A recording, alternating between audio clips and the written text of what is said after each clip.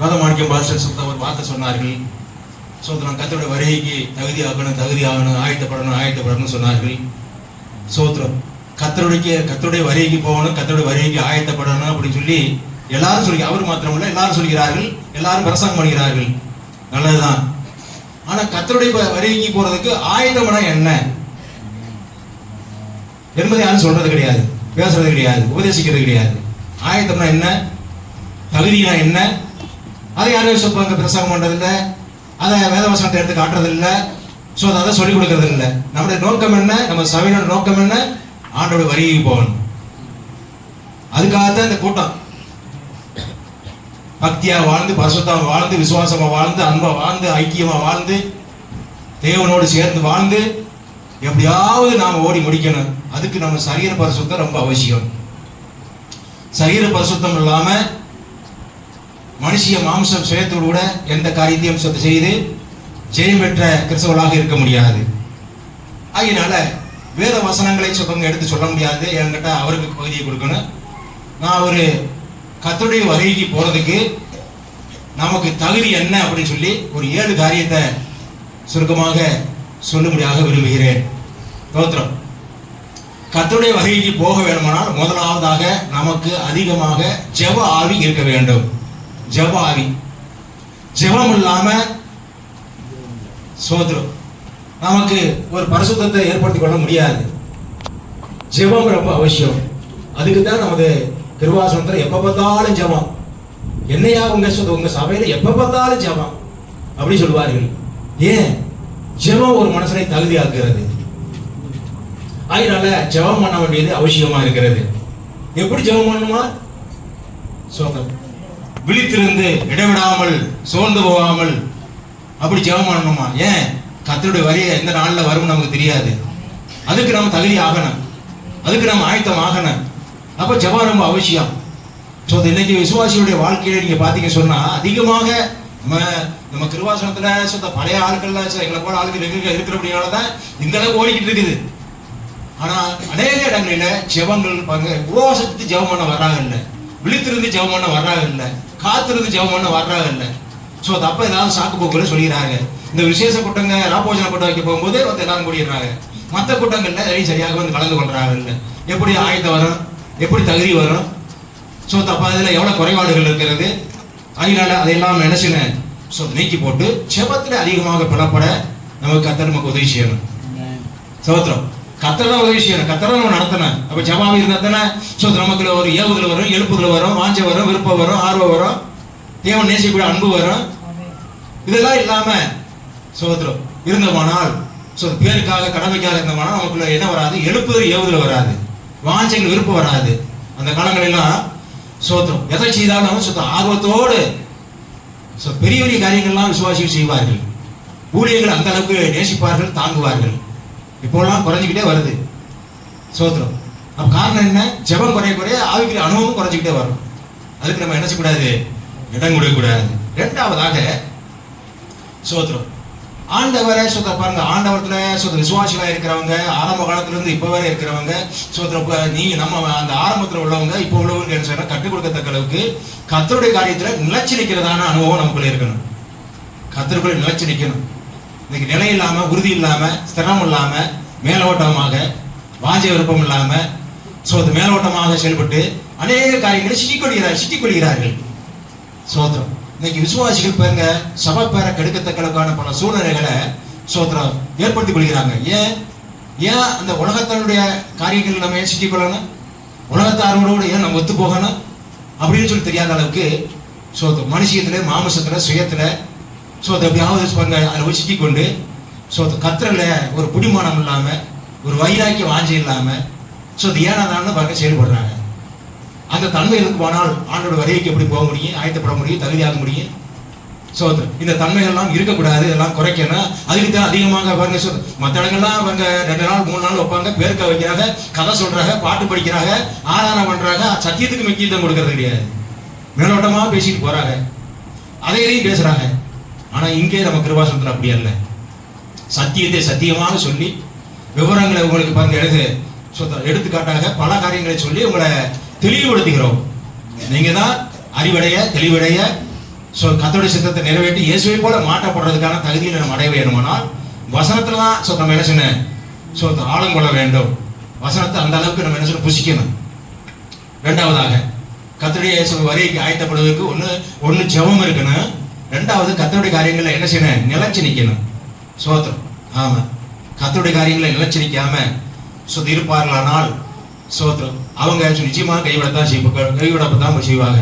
ஏட்டா ஒவ்வொன்றுக்கும் ஆதாரங்கள் இருக்குது, வசனங்கள் இருக்குது. அப்படி சொல்ல போகும்போது பாத்தீங்கன்னு சொன்ன போது நம்ம ஒரு ஆள் கூட தகுதி இல்லை அப்படின்னு தான் சொல்ல முடியும். வசனத்தை எடுத்து போதிக்கும் போது அப்படிப்பட்ட ஆழமான அனுபவத்தை ஆழமான சத்தியங்களை தான் நான் ஆயத்தம் பண்ணி வந்தேன். இப்ப இன்னைக்கு சொல்லலாம்னு இவர் வரமாட்டாரு. 2 மணி நேரம் உங்களுக்கு இதை கருத்து உபதேசம் பண்ணா இன்னைக்கு ஒரு ஆட்டமும் அசைவும் கட்டாயம் வரும். ஒண்ணு ஆயத்தம் இல்லை. ஆயிரம் சொல்றோம், ஆயத்தப்படணும் சொல்றோம். ஆனா ஆயத்தம் இல்லை, தகுதி இல்லை. சோத்திரம். அறகுறையும் சோத்திரத்துக்கிட்டு தள்ளாடிக்கிட்டு தடுமாடிக்கிட்டு குறவாளிகளை சொல்லிக்கிட்டு இருக்கிறாங்க. ஆவிக்குரிய சிந்தை இல்லை, ஆவிக்குரிய தெளிவு இல்லை, தெய்வீக சுவாபம் இல்லை. எப்ப பார்த்தாலும் அதை இதை சொல்லிக்கிட்டு சண்டைக்கு கிளம்புறாங்க, கோபப்படுறாங்க. இதெல்லாம் இன்னைக்கு கிறிஸ்தவ வட்டாரத்தில் அதிகமாக காணப்படுகிறது. தாயினால இதெல்லாம் நமக்குள் இருந்தோமானால் நாம் தகுதியாகி இயேசுடைய வருகையை எடுத்துக்கொள்றதுக்கு பட முடியாது என்பதை நாம் அறிந்து கொள்ள வேண்டும். அடுத்து ஆதி காலத்தில் உள்ள திருச்சபையார்கள் பரிசுத்தாவியில் நிரம்பி இருந்தாங்க. இன்னைக்கு என்ன பரிசுத்தாவி இருக்குது? வாய் திறக்கிறாக இல்லை, கை தட்டுறாக இல்லை, முழங்கால் படுகிறாக இல்லை. சோத்திரம். எந்த காரியமும் செய்யல. சத்தமாக சொல்லுங்க, வாயை தரங்க, முழங்கால் இல்லைங்க, நல்ல சத்தமா பாருங்க, இப்படியே தூண்டிக்கிட்டே இருக்க வேண்டியிருக்கிறது. ஆனா பரிசுத்தாவி பெற்றவங்களுக்கு என்ன செய்ய வேண்டிய அவசியம் இல்லை. சோத்திரம். சொல்ல வேண்டிய அவசியம் இல்லை. எல்லாரோடு சேர்ந்து பாடி மையப்படுத்தி தேவனுடைய பிரசனத்தை உணர்ந்து தேவ பிரசனத்துக்குள்ள இருப்பார்கள். பரிசுத்தாவி வெற்றிருந்தா என்னது ஒரு அசைவு. பரிசுத்தாவியான் பெற வேண்டும். பரிசுத்தாவியானவர் தான் நமக்கு என்னது வரிக்கு தகுதியாக்குறவர். அவருடைய வல்லமைய பரிசுத்தாவி வல்லமையை கொடுக்கிறவர் பரிசுத்தாவியானவர். அப்ப பரிசுத்தாவியுடைய நிரப்பப்படுதுன்னா பரிசுத்தாவியின் வல்லமை இல்லாம சரீரம் எப்படி மறுவரமாகும்?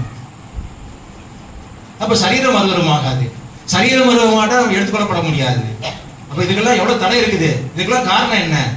மனசுல குழப்பம், மனசுல ஒரு புதிய மனம் வரல. மனசுல மன மாற்றம் இல்லாத அப்படினால, மனசு சரியில்லாத அப்படினால எண்ணங்கள், சிந்தனைகள், யோசனைகள் இதெல்லாம் சிந்தனையெல்லாம் காணப்பட்டு வீணாக காணப்பட்டு மனுஷ இதுதான் அதிகமாக வெளிப்படுத்துறாங்க. இன்னைக்கு பெந்தகோஸ்துக்காரங்க பாருங்க, பார்த்து அவங்க பேச ஆரம்பிச்சாச்சுன்னா கத்துறாங்க. சண்டை போட்டாங்க, 4 பேர் போன்னு கத்துறாங்க. அடக்க ஒடக்கம் இல்லை, அமைதி இல்லை, பொறுமை இல்லை, சகிப்புத்தன்மை இல்லை. தகுதி எங்க? தகுதி இல்லாம போகுது.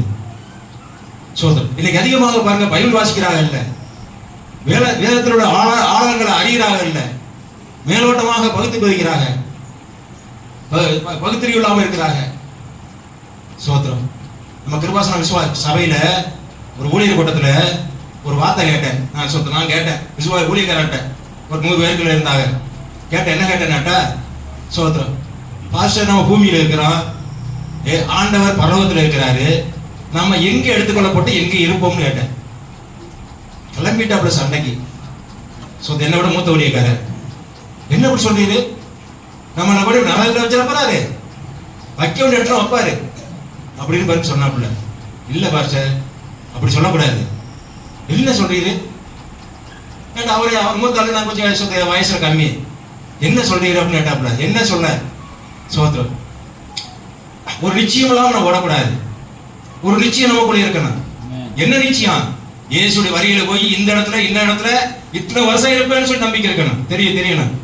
சொல்ல முடியுமா? சொல்ல தெரியல, யாருக்குமே சொல்ல தெரியல. ஏன் சொல்ல தெரியல? அது தெரியல. அதனால அவங்க மடக்கி தேவையில்லாத வார்த்தைகளை சொல்லி பாருங்க பேசுறாங்க. சோத்திரம். அப்படி நம்ம இருக்கக்கூடாது. ஒரு நிச்சயம் நமக்குள்ள இருக்கணும். வசனத்தை தெளிவு இருக்கணும் நமக்குள்ள. அப்பதான் அந்த உறுதியில நான் போக முடியும். அதனால இன்னைக்கு கர்த்தருடைய காரியத்துல வசனத்துல நிலைச்சிருக்க முடியல. எல்லாருக்கும் தடுமாறிக்கிட்டு எனக்கு இதான் தெரியும், அப்ப தெரிஞ்சா தெரியாட்டா கேளுங்க, இல்லைன்னா நீங்க சொல்லித்தாங்க அப்படின்னா அது சொல்ல தெரியல. இப்படி ஸோ அன்னைக்கு இன்னைக்கு 3 வருஷமாக நான் கேட்குற கேள்விக்கெல்லாம் பதில் சொல்ல முடியாது, ஊழியப்பட பதில் சொல்ல முடியாத அளவுக்கு ஆரோசமங்களுக்கு ஆரம்பிச்சதே இன்னும் சுத்திக்கிட்டே இருக்கிறது. நான் கேட்குற கேள்விக்கு யாரும் பதில் சொல்ல முடியல. அப்படின்னா என்ன நம்ம படிக்கிறோம், என்ன தெரிஞ்சிருக்கிறோம்? அப்ப அவங்கள விட அவங்களாம் பைபிள் காலேஜ் படிச்சவங்க, நம்ம அதெல்லாம் படிக்கல. ஆண்டோட பாதத்துல வந்து பரிசுத்தவானுடைய அவங்களோட கூட உட்காந்து அப்படி படிச்சதுதான் நான் படிச்சதெல்லாம். அப்ப உங்களுக்கு ஒரு அவங்களுக்கு ஒரு பரிசுத்தாவி, எனக்கு ஒரு பரிசுத்தாவி வரவர் அல்ல. உட்காரணும் ஆண்டவர் சமூகத்துல, வசனத்தை தோண்டணும், ஆன நிலத்தை அறியணும். நம்ம பரிசுத்தாவியானவர் தான் நம்ம தெளிவுபடுத்துகிறவன். அப்படி கற்றுக்கொள்ள போனால் அவங்க தான் என்ன செய்ய மாட்டா, கர்த்தருடைய வருகைக்கு போறதுக்கு தகுதியானவர்கள். அப்படிப்பட்ட தகுதி நமக்கு ஒவ்வொருவருக்கும் இருக்கணும். சோதரம். அப்ப அந்த தகுதி எப்ப கிடைக்கும்? பரிசுத்த ஆவியானவர்கள் நாம் புதுப்பிக்கப்பட்டுக்கிட்டே இருக்கணும். பரிசுத்த ஆவியானவர்களால் நாம் என்ன செய்யணும், பலன் பெற்றுக்கிட்டே இருக்கணும். பரிசுத்த ஆவியானவர் போய் வழிநடத்திக்கிட்டே இருக்கணும். பரிசுத்த ஆவியை சொல்லி தந்துக்கிட்டே இருக்கணும். புதுசான காரியத்தை சொல்லி தந்துக்கிட்டே இருக்கணும். சோதரம். என்கிட்ட அங்க ஒரு வசனத்தை வாசிங்க. ரோமர் நிருபம் 8வது அதிகாரம் 10-11 வசனத்தை வாசிங்க.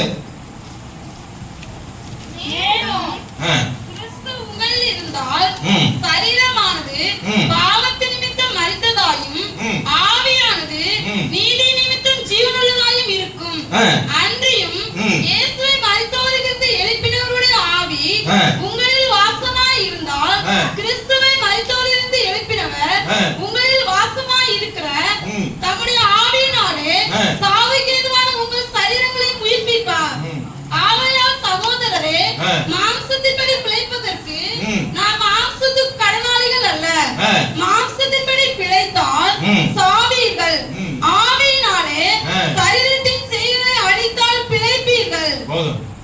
ஆவியினாலதான் எல்லாத்தையும் அழிக்கணும். மாம்சத்துல வர்றான போராட்டங்களை சோத்திரம். மாம்சத்துல எவ்வளவு போராட்டம் வருது, எவ்வளவு மனுஷிக மாம்சங்கள் சுயங்கள் வருது, கீழ்ப்படியாமல் வருகிறது, கெட்ட எண்ணங்கள் கெட்ட புத்திகள் வருகிறது.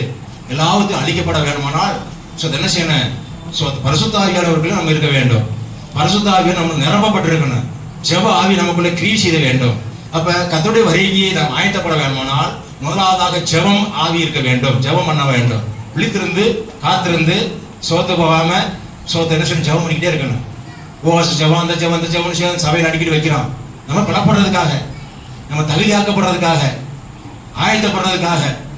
அப்படிப்பட்ட நேரங்கள்ல விசுவாசிகள் என்ன செய்யணும்? எங்க கூட்ட வச்சாலும் ஊழியக்காரர் அறிவிச்ச உடனே வந்துடணும்.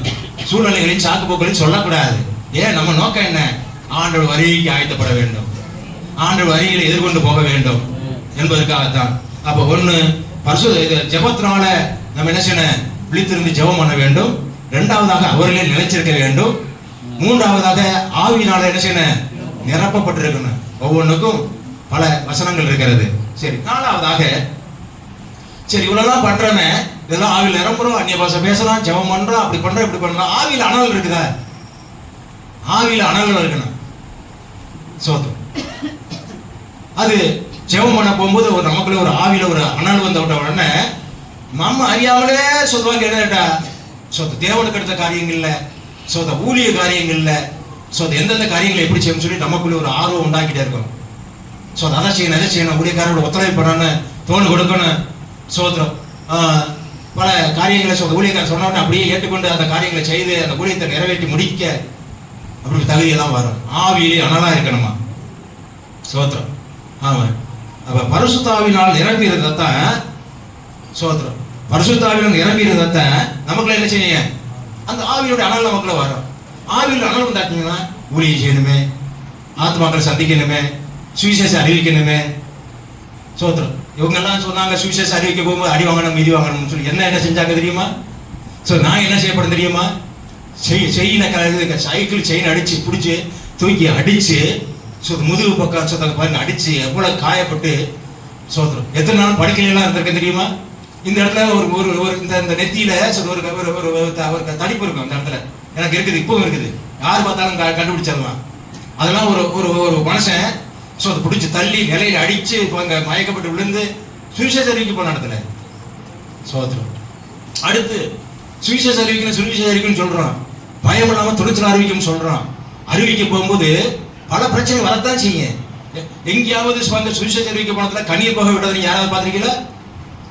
கண்ணீர் புகை.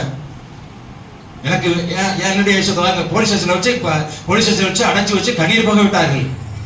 3000 பேர், கலெக்டர், தாசில்தார், எஸ்பி, சோதரம், இன்னும் கட்சிக்காரங்க, சோதரம், எத்தனையோ பேர் வந்து கூடியிருந்தாங்க போலீஸ் ஸ்டேஷன்ல. அப்படிப்பட்ட இடத்துலையும் பாருங்க, ஆண்டவர் எனக்கு ஒரு ஜெயத்தை கொடுத்து அந்த ஊழியத்தை நிறைவேற்றி வர கர்த்தர் எனக்கு உதவி செய்தார். அடி வாங்கி மிதி வாங்கி அடைக்கப்பட்டு பிளாஞ்சிஞ்சா ஊழியம் பெருக, ஊழியம் ஆஸ்வதிக்கப்படணும்னு சொன்னா அடி வாங்கி மிதி வாங்கி பிரியாசப்பட்டு நம்ம பாடுபட்டாத்த சோதரம் பிற்காலங்களே நம்ம நினைக்க முடியும், நல்லா இருக்க முடியும். அன்னைக்கு அடி வாங்கி மிதி வாங்கி கஷ்டப்பட்டதுனால இன்னைக்கு பாருங்க உட்கார்ந்துக்கிட்டு சோதரம் ஊழியத்தில் நிறைவேற்றிக்கிட்டு இருக்கிறோம். அந்த நாளைக்கு ஓடிச்சாடி அந்த காரியங்களை செஞ்சதுனால.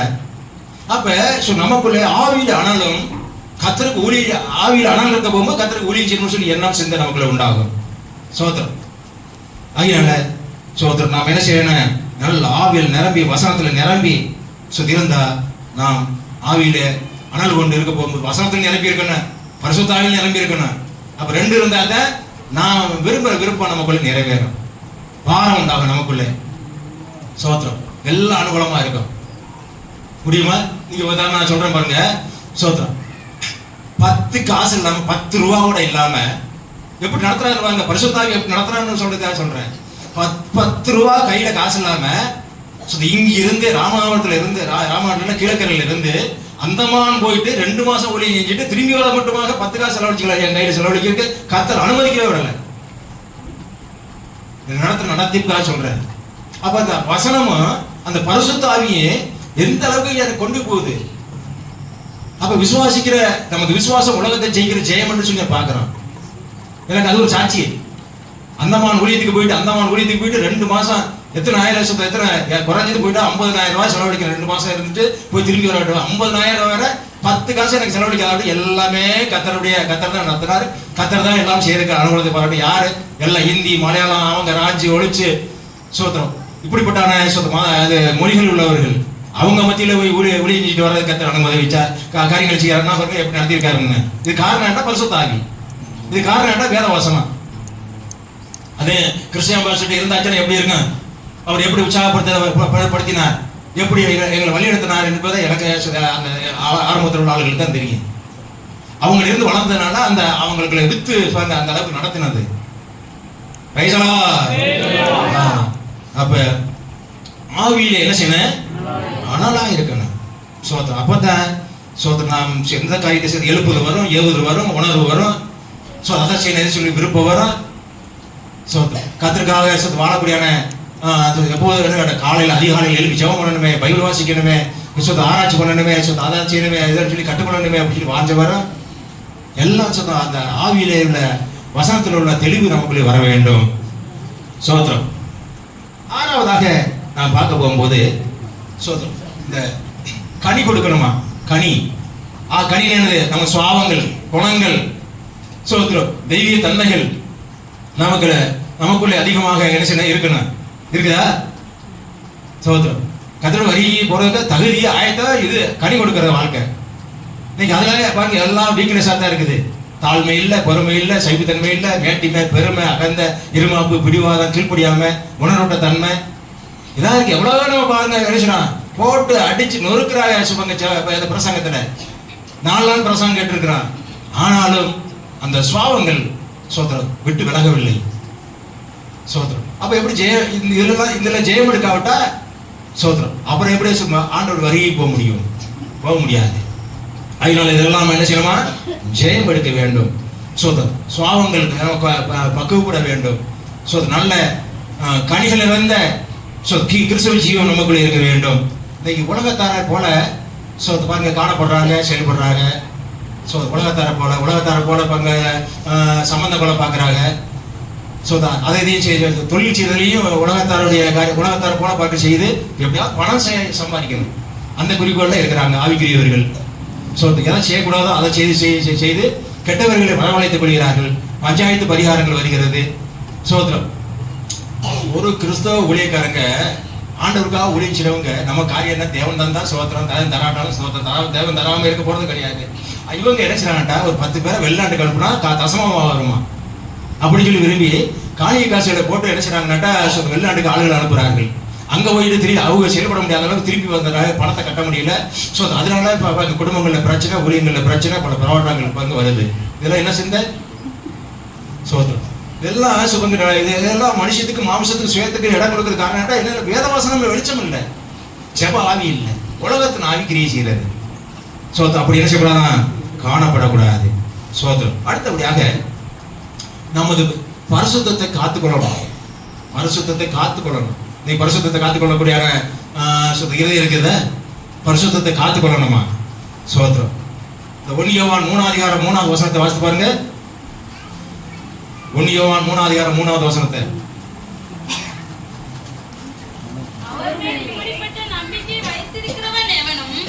அவர் சுத்தமுள்ளவராய் இருக்கிறது போல தன்னையும் சுத்திகரித்துக் கொள்ளுகிறான்.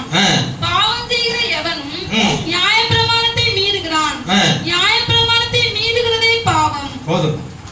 அப்ப இங்க பாக்குறோம், நம்முடைய வாழ்க்கையில எத்தனையோ தவறுகள் வருகிறது, எத்தனையோ பாவங்கள் வருகிறது, எத்தனையோ குற்றங்கள் வருகிறது. வருதுல, யார் மூலமா வருது? பிறர் மூலமா வருது. நான் மன்னிப்பு எடுக்கிறோமா? ஒப்புரவாகிறோமா? சோத்திரம். மனசாகப்படுறோமா? மனம் திரும்புறோமா? சோத்திரம். அப்படியே வச்சுட்டு வஞ்சத்தை இருதயத்தில் பதில் சொல்லிட்டு நான் நல்லா தான் இருக்கிறேன், நான் நல்லா தான் இருக்கிறேன், நான் நல்லா தான் இருக்கிறேன் இப்படின்னு சொல்லி பாருங்க, எண்ணிக்கிட்டு செயல்படக்கூடாது. அதை அப்பப்போ அவன் மனுஷன் மன்னிப்படுத்தி ஒப்புரவாகி தேவனோடு சேர்த்துக்கொள்ளணும். சோத்திரம். அப்பதான் பரிசுத்தத்தை காத்துக்கொள்ள முடியும், தன்னை சுத்திகரித்துக் கொள்ளணும். சோத்திரம். இப்போ இந்த 4 நாள் 4 நாள் தேவ சமூகத்தில் காலையிலேயும் சாயங்காலமும் ஒரு கூட்டம் வச்சு சத்தியங்களை பேசி பரிசுத்தமாக வாழணும்னு சொல்லி செயல்பட வைக்கிறாங்கன்னா என்னத்துக்காக? வசனத்துல தான் சுத்திகரிப்பு இருக்குது. சுத்திகரிக்கப்படாத சபை எடுத்துக்கொள்ளப்பட மாட்டாது. சுத்திகரிக்கப்படாத சபை என்ன செய்யலாம்? எடுத்துக்கொள்ளப்பட மாட்டாது. அதனாலதான் நமக்கு சுத்திகரிப்பு கூட்டம் 30 ஆட்கள் பாருங்க, அந்த சுத்திகரிப்பு கூட்டம் வச்சு, உபவாச கூட்டம் வச்சு, நமக்கு காலையிலேயும் சாயங்காலம் நல்லா போதனைகளை தந்து நம்மளை என்ன செய்றாங்க? ஆவியில, ஆத்மாவில குற்றங்கள் வராத அளவுக்கு, குறைகள் வராத அளவுக்கு, தவறுகள் வராத அளவுக்கு அதை அறிக்கை பண்ணி ஜெபம் பண்ணி தேவனை ஒப்பு கொடுக்க வைக்கிறார்கள். அதனாலதான் நாம இப்ப இந்த காலத்துலாம் பாருங்க நிலச்சரிக்கிற இதெல்லாம் பொல்லாத காலங்க. இத்தனை பேரே பாருங்க நிலச்சரிக்க முடியல, தாறுமாறாக ஓடுகிறாங்க. நம்ம நினைச்சிருக்கிறது காரணம், நம்ம குடும்பங்கள் நினைச்சிருக்க காரணம், அவர்கள் கொடுக்கப்பட்ட போதனைகள் நமக்கு ஒரு ஆணித்தரமான ஒரு ஸ்திரத்தை நமக்கு உண்டாக்குறதாக இருக்கிறது. சோத்திரம். ஒரு வசனத்தை வாசிங்க. 1 தீமோத்தேயு 4:5 வசனத்தை. பரிசுத்தம் எப்படி உண்டாகிறது? அது தேவ வசனத்தினாலும் ஜெபத்தினாலும் பரிசுத்தமாக்கப்படும். சோத்திரம். வசனத்தினாலும் ஜெபத்தினாலும் தான் பரிசுத்தமாக்கப்பட முடியும். அதனாலதான் சுகந்த அடிக்கடி வசனங்களை அள்ளி விதைக்கிறாங்க, நல்ல ஆலோசனை சொல்லி கொடுக்கிறாங்க. வசனத்தினாலும் ஜெபத்தினாலும் என்ன உண்டாகிறதா? பரிசுத்தம் உண்டாகிறது. சோத்திரம். அதனாலதான் உங்க பாஸ்டர் சொல்லிட்டாரு, இவங்க 4 நாள் கொடுத்த போதனையில 8 பிரசங்கம் பண்ணிட்டாங்க. 8 பிரசங்கத்தை கேட்டவங்களுக்குள்ள நிச்சயமாக உங்களுக்கு ஒரு சுத்திகரிப்பு உண்டாயிருக்கும், நீங்க பரிசுத்தம் உண்டாயிருக்கும் சொல்லி நம்பிக்கையை நான் நம்புகிறேன்னு சொல்லி அவர் சொல்லிட்டாரு. இது போதாது. இன்னைக்கு கேட்டாச்சு, நாளைக்கு போன உடனே வேற சிந்தனைகள் வரும், வேற யோசனைகள் வரும், வேற ஆசைகள் வரும், பல தவறுகள் வரும். அப்புறம் மறுபடியும் 2 மாசம் 3 மாசம் சென்ற உடனே மறுபடியும் ஒரு கூட்டம் வைக்கணும். இப்படியே ஓட வேண்டி இருக்கிறது. நம்ம கிருபாசனத்துல 3 மாசம் 4 மாசத்துக்கு ஒரு முறை காப்போஜன கூட்டம் வைக்கிறோம். மற்ற சபையெல்லாம் 1 மாசத்துக்கு ஒவ்வொரு மாசம் வைக்கிறார்கள். எங்களுக்கு நாளையிலிருந்து 21ஆம் தேதியிலிருந்து 27ஆம் தேதி வரை 7 நாள் தேவ சமூகத்தில் உட்கார்ந்து வசனங்களை படிக்கணும்னு சொல்லி நாளையிலிருந்து கூட்டம், விசேஷ கூட்டம். எல்லா சபைகளிலும் இது நடக்கிறது காரணம் சபை ஆண்டவர் வரியில் எடுத்துக்கொள்ளப்படணும். அதுக்கு நம்ம தகுதி ஆகணும் என்பதான் தேவனுடைய விருப்பம்.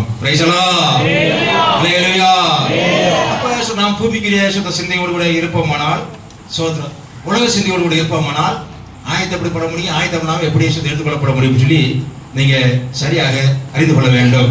ஒரு விஷயத்தை பாருங்க. இப்ப இந்த 2 கொரிந்தியர் 12வது அதிகாரம் 2-3 வசனத்தை வாசிக்க போகும்போது இங்க இப்படியாக எழுதப்பட்டிருக்கிறது. வாசி பாருங்க. கிறிஸ்துவுக்குள்ளான ஒரு மனுஷனை அறிவேன், அவன் 14 வருஷத்திற்கு முன்னே 3ஆம் வானம் வரைக்கும் எடுக்கப்பட்டான். அவன் சரீரத்தில் இருந்தானோ சரீரத்திற்கு புறம்பே இருந்தானோ அதை அறியேன், தேவன் அறிவார்.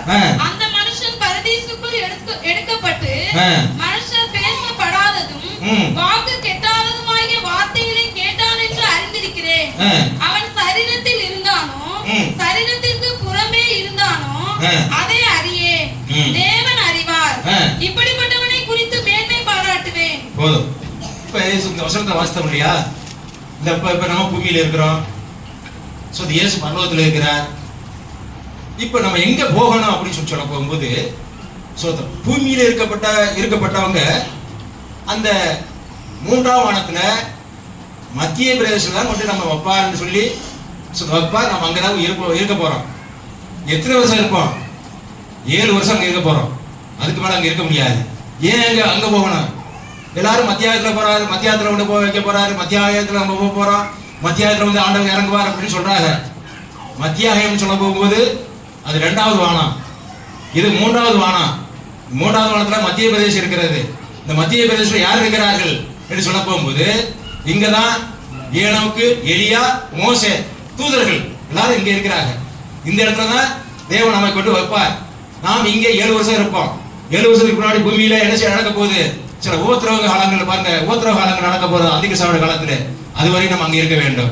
அதுக்கு பிறகு நடக்கிற காரியங்கள்லாம் வேற. சோதரம் கத்து நடத்துறது காரியம்லாம் வேற. அதுக்கு நம்ம இப்ப முதல்ல போறது அந்த இடத்துக்கு போகணும்னு சொல்லிங்கன்னா என்ன செய்யும்? நமக்கு பரிசுத்த ஆவியானவருடைய அந்த பலன் இருந்தா தான் அந்த இடத்துல போக முடியும். ஏன்டா எடுத்துக்கொள்ளப்படணும்ல? எடுத்துக்கொள்ளப்படணும்னா என்ன செய்யணும்? சரீரம் என்ன செய்யணும்? சரீரம் மறுரூபமாகணும், சரீரம் எழும்பணும். அதுக்கு தான் பரிசுத்த ஆவியானவர் தேவை, அந்நிய பாஷை தேவை, ஜெபம் தேவை. சோத்திரம். அப்படியா தகுதியா நம்ம போய் அந்த இடத்துக்கு போகணும். சோத்திரம். ஆகினால அங்க போறதுக்கு தான் மனசுக்கு இதாகணும். அங்க நம்ம செம்ம சரீரம் ஆவிக்குரிய சரீரமா மாற்றப்படணும். சோத்திரம். மனம் புதாகும் போதுதான் மறுவர சரீரம் உண்டாகும். சோத்திரம். அந்த மறுவர சரீரம் மகிமை சரீரமாக மாற்றப்படும். இதெல்லாம் சொல்லுங்கிற வேதத்துல வசனங்களே இருக்கிறது. இந்த தகுதி அடைவதற்கு நாம் என்ன செய்யணும்? ஆயத்தப்பட வேண்டும். ஆயத்தம் இல்லாம சபை எடுத்துக்கொள்ளப்படாது. இன்னைக்கு மாத்திரம் இல்ல, இது முறையாக சொல்லுங்க. இந்த சத்த வசனத்துடைய அடிப்படையில் சொன்னா எவ்வளவு ஆழங்கள் இருக்கிறது. ஆனா அவருக்கு இடம் கொடுக்கணும், நேரம் இல்லை. நான் சுருக்கிப்படுகிறேன். கர்த்தர் நிச்சயமாக நம்ம சபைகள், கிருபாசன சபைகள் சோத்திரம் அந்த காலத்திலே பரிசுத்தவான்கள் நடத்தி எந்த அளவுக்கு போய் வழிநடத்தி சபையை கட்டினார்களோ அவ்விதமாக கட்டி மகிமையில கொண்டு சேர்க்கிறதுக்கு இருக்கப்பட்ட பரிசுத்தங்கள் மூலமாக, அவர்களுக்கு கொடுக்கான கிருபைகள் மூலமாக, அவர்களுக்கு கொடுக்கப்பட்ட அந்த பக்தி பரிசுத்தம் மூலமாக நாமும் அவர்கள் மூலமாக கேட்ட செய்திகள் மூலமாக ஆஸ்வதிக்கப்பட்டு செயல்பட கர்த்தர் நமக்கு அனுக்கிரகம் செய்வாராக. நம்ம இப்ப அப்பம்புக்கும் ஆராதனைக்குள்ளே போக இருக்கிறோம். அப்பம்புக்கும் ஆராதனை நம்ம ஏன் செய்கிறோம்? ஜீவனை பெறுவதற்காக. இயேசுடைய ஜீவனை புசிக்காதவங்க சோத்திரம் அதுல நாம் சரீரம் மறுபடியும் எடுத்துக்கொள்ளப்பட முடியாது. அதனால இயேசுடைய ஜீவன் நமக்கு ரொம்ப அவசியம். சோத்திரம். ராப்போஜனம் சொல்லி நம்ம ஈஸியா நம்ம நினைக்கிறோம். இது எவ்வளவு ஆசீர்வாதம் இருக்கிறது, எவ்வளவு விடுதலை இருக்குன்னு சொல்லி போன ராப்போஜன கூடத்துல நான் ஒரு காரியத்தை நான் அறிந்தேன். எங்க சபையில என்னன்னு கேட்டா, ஒரு சகோதரி வந்து ராப்போஜன கேட்டாங்க. கேட்ட உடனே நான் ராப்போஜனம் உனக்கு கொடுக்க முடியாதுமா, நீ எங்கேயோ வேற இடத்துல ராப்போஜனத்துல வந்துருக்கு, ஞானஸ்தானத்துல வந்திருக்கிற, அதனால உனக்கு தர முடியாது. நீ எந்த சபையில எடுத்தா யார் உனக்கு ராப்போஜன ஞானஸ்தானம் கொடுத்ததுன்னு தெரியாது. சோத்திரம். ஞானஸ்தானம் எடுக்கணும்னா யார் மூலமா எடுக்கணும், எப்படி எடுக்கணும், அவங்க எப்படிப்பட்டவங்களா இருக்கணும், இதெல்லாம் சில சத்தியங்கள் இருக்கிறது. நீங்க சொல்லி இப்போ விளையாட்டு பையெல்லாம் ஞானஸ்தானம் கொடுக்குறாங்க. அந்த காரியத்துல அப்படிப்பட்டவர்களுக்கு இங்க வந்து எடுக்க முடியாது. சோத்திரம். கிருபாசன சபையில கொஞ்சம் போதையெல்லாம் கொஞ்சம் வித்தியாசமா தான் இருக்கும். அதனால கொஞ்சம் யோசித்து நீ எடுக்கணும் அப்படின்னு சொல்லி தட்டி கழிச்சிட்டேன். 10 நாள் கூட்டம் இப்படியே வந்து டெய்லி போராடிக்கிட்டே இருந்துச்சு. என்ன இப்படி போராடி வீட்டு அப்புறம் பரவாயில்லன்னு கொடுத்துட்டேன். அடுத்த வாரத்துல வந்து பாஸ்டர், இந்த 4 வருஷம் கிடைக்காத எனக்கு ஒரு விடுதலை இந்த ராப்போஜன கூடத்துல கிடைச்சுன்னு சாட்சி சொல்லிச்சு. வந்து என்னவா கிடைச்சிச்சுன்னு கேட்டேன். பாஸ்டர், ஒரு கட்டை உடைத்து 4 வருஷம் தடையை உடைத்து எனக்கு அரசாங்கத்துல வேலை கிடைச்சிருச்சு பாஸ்டர் சொல்லிச்சு. அப்படின்னா கட்டு உடைஞ்சா தடை தகவல் வச்சா 4 வருஷத்துல முடியாத காரியத்தை இந்த ராப்போஜன கூடத்துல கத்திர எனக்கு விடுதலை இருந்தாருன்னு சொல்லி சாட்சி சொல்லிச்சு. அந்த ஜீவன் எப்படி போகுதுல இயேசுடைய மாம்சமும் இயேசுடைய ரத்தமும் ஜீவனம் உண்டாக்குறதாக இருக்கிறது. அதனால அந்த தகுதியை பெருவுக்கு தான் நமது இப்பொழுது நாம் வந்திருக்கிறோம். சோத்திர பரிசுத்தவான் நமக்கு தருவார்கள். ஆயத்தப்பட்டு எடுத்து ஆசீர்வதிக்கப்பட்ட கடன் செல்ல கர்த்தர் நமக்கு அனுக்கிரகம் செய்வாராக.